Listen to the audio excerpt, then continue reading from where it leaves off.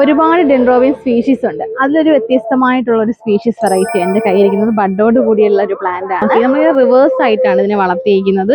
ഇത് ഈ സ്പീഷീസുകളുടെ പ്രത്യേകത എന്ന് വെച്ചാൽ മെച്ചുവർ ആകുമ്പോൾ ഇതുപോലെ ഇലകൾ പൊഴിച്ചു കളയും, പിന്നീട് പുതിയ പുതിയ തൈകളായിട്ട് ഇവിടുന്ന് വന്നുകൊണ്ടിരിക്കും. കണ്ടോ, ഇതിന്റെ ഒരു പ്രത്യേകതയാണ്. അടുത്തതിന്റെ മെച്ചുവർ ആയപ്പോൾ അടുത്ത ഇല പൊഴിക്കാൻ വേണ്ടിയിട്ട് ഇതിങ്ങനെ മഞ്ഞ കളറിലോട്ട് ആവുകയാണ്. കണ്ടോ, ഇതിങ്ങനെ ഇതിന്റെ ഒരു പ്രത്യേകതയാണ്.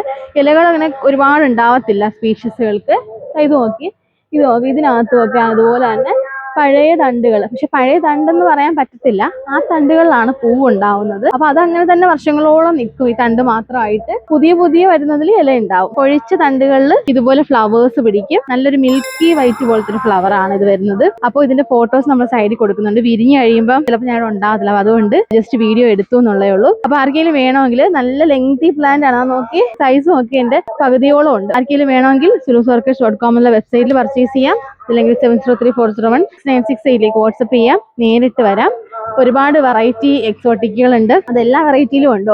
ഡെൻഡ്രോബിയത്തിൽ മാത്രമല്ല, ഫെനലോപ്സിസിലും വാനിലൊക്കെ ഉണ്ട്. ആർക്കെങ്കിലും വേണമെങ്കിൽ പെട്ടെന്ന് ഓർഡർ ചെയ്യാം കേട്ടോ.